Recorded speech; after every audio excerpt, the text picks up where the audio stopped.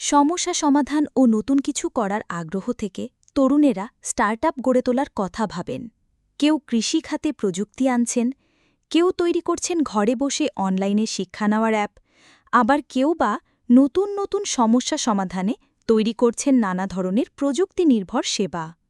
Startup গড়ে তোলার আগে প্রথমেই জানতে হবে স্টার্টআপ মানে কি।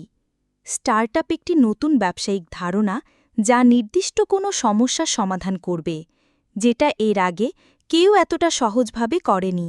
বর্তমান প্রেক্ষাপটে স্টার্টআপ হয় প্রযুক্তি নির্ভর, যেমন অ্যাপ, সফটওয়্যার বা ই-কমার্স, কৃষিভিত্তিক প্রযুক্তি বা সামাজিক কোনো উদ্যোগ। স্টার্টআপ সাধারণত প্রচলিত ব্যবসা থেকে দ্রুত বড় হয়। স্টার্টআপের ধারণা তৈরি করবেন কিভাবে? স্টার্টআপ শুরু করতে প্রথমে সমস্যাটা চিহ্নিত করতে হবে।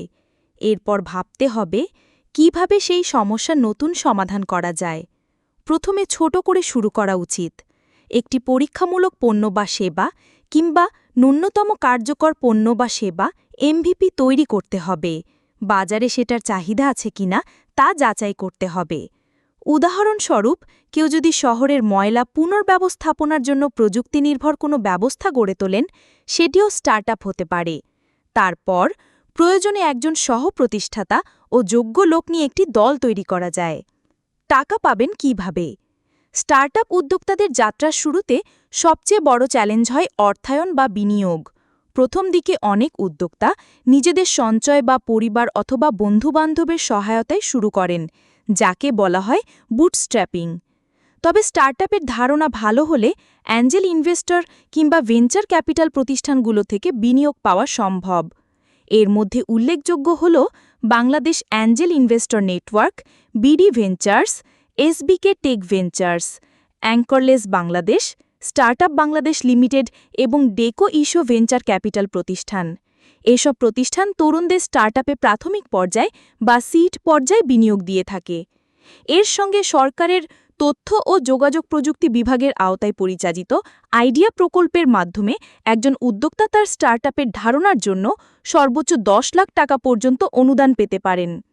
এছাড়া গ্রামীণ ফোন অ্যাক্সিলারেটর, বিওয়াইএলসি ভেঞ্চার্স এবং নর্থ সাউথ ইউনিভার্সিটির এনএসইও স্টার্টআপস নেক্সট অ্যাক্সিলারেটর প্রোগ্রামের মতো দেশি বিদেশি অনেক অ্যাক্সিলারেটর প্রোগ্রাম রয়েছে, যা তরুণ উদ্যোক্তাদের প্রশিক্ষণ, পরামর্শ ও বিনিয়োগের সুযোগ দিয়ে থাকে।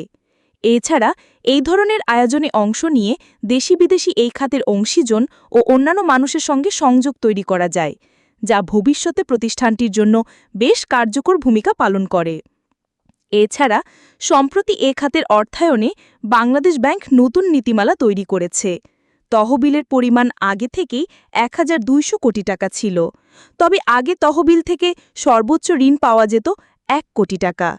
নতুন নীতিমালায় বলা হয় এখন ৪% সুদে ৮ কোটি টাকা পর্যন্ত ঋণ পাবে স্টার্টআপ কোম্পানিগুলো।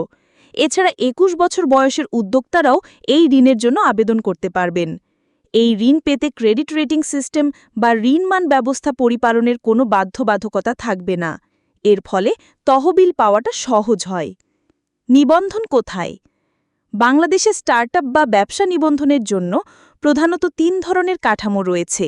এগুলো হচ্ছে একক মালিকানা, সোল প্রোপ্রাইটরশিপ, অংশীদারিত্ব, পার্টনারশিপ ও প্রাইভেট লিমিটেড কোম্পানি। একক মালিকানা ব্যবসার ক্ষেত্রে সংশ্লিষ্ট সিটি কর্পোরেশন, পৌরসভা বা ইউনিয়ন পরিষদ থেকে ট্রেড লাইসেন্স নিয়ে কাজ শুরু করা যাবে। অংশীদারিত্ব ব্যবসার জন্য যৌথ মূলধন কোম্পানি ও ফার্মসমূহের পরিদপ্তরে আরজেএসসি থেকে নিবন্ধন করতে হয়, যেখানে অংশীদারদের মধ্যে চুক্তিপত্র, পার্টনারশিপ ডিড জমা দিতে হয়। তবে যদি কেউ বড় আকারে ব্যবসা করতে চান, বিনিয়োগ আনতে চান বা বিদেশি অংশীদার চান, তাহলে প্রাইভেট লিমিটেড কোম্পানি রেজিস্ট্রেশনই সবচেয়ে উপযোগী। এর জন্য আরজেএসসি থেকে নাম ক্লিয়ারেন্স নিতে হয়, এরপর মেমোরেন্ডাম ও আর্টিকেলস অফ অ্যাসোসিয়েশন জমা দিয়ে অনলাইনে আবেদন করতে হয়। নিবন্ধনের পর ব্যাংক অ্যাকাউন্ট খোলা, টিআইএন, ভ্যাট রেজিস্ট্রেশন সহ অন্যান্য আনুষাঙ্গিক কাজ সম্পন্ন করতে হবে।